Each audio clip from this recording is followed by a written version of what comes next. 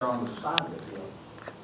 That bus pulled in, and it was very different than the yellow bus that usually pulls into the school, because Grove Hill Elementary was served by a leased bus, which many people refer to as a cracker box.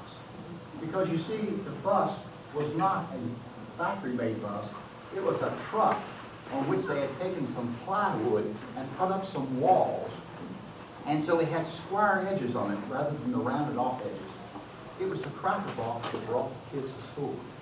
But this particular day, everybody came early because it was an exciting day. You could tell it was an exciting day because some children came with a special lunch. A lunch of nice soft Wonder Bread or Sunbeam bread, as the case may be, on which somebody had spread some potted meat. You know, not everybody in the 50s had modern refrigeration, so they would sometimes use potted meat. If you looked on the side of the pan, it said meat byproducts. But then some children bought another favorite, peanut butter, on nice soft white bread, and you take a banana and you cut it real thin and put it on top of the peanut butter, cut those two slices of bread together and wrap it up with wax paper, and by noontime you've got something really good. But everybody got on the nice bus. It was higher than a school bus. You sat up high. And for those in the 4th grade, it was a particular treat. Sitting up high on a nice comfy seat, but you're going to have to travel for about 4 hours. You see, the situation was that 4th grade is when you have to take Virginia history. And the field trip that day was to Jamestown.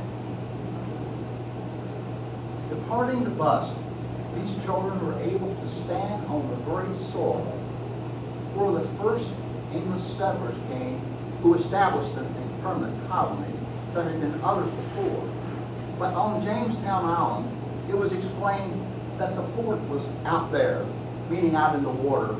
The land was since graded away, and so the fort was out there in the river someplace. But the part of the brick church was still standing.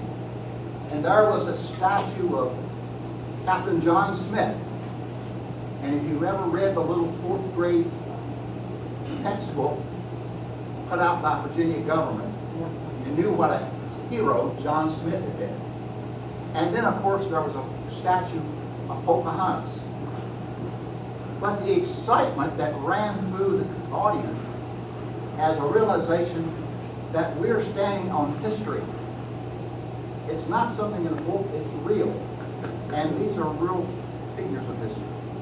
Needless to say that the trip then up the way to Williamsburg was even more exciting to take into account the historic restoration of Williamsburg and to be able to see the colonial capital.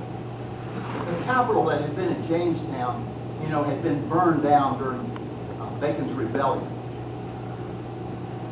At that time, there hadn't been the archaeology that's been done since in Jamestown to see it. But the excitement of the colonial city, and it's back home. By then it's evening, and we're off of that fancy bus, and we head back home with a whole new vision of life. Ladies and gentlemen, I was on that trip that day, and I want to tell you, it's a trip that had so much meaning to me because it developed for me a love affair with something known as Virginia. And that love affair has continued to today. But you know how it is with love affairs, there's some ups and downs. And my story, my involvement with Virginia history, has lots of ups and downs. And I'm going to tell you that I'm going to try as best I can to share with you some of the passion I feel about a study of Virginia history, but I also will share with you some of the sordid stories that make up Virginia history as well, for which we unfortunately have a legacy in Virginia of sometimes doing things that when we look back on, we really think is unfortunate. I'm happy you're here with me, and I'm happy you're going to take this journey.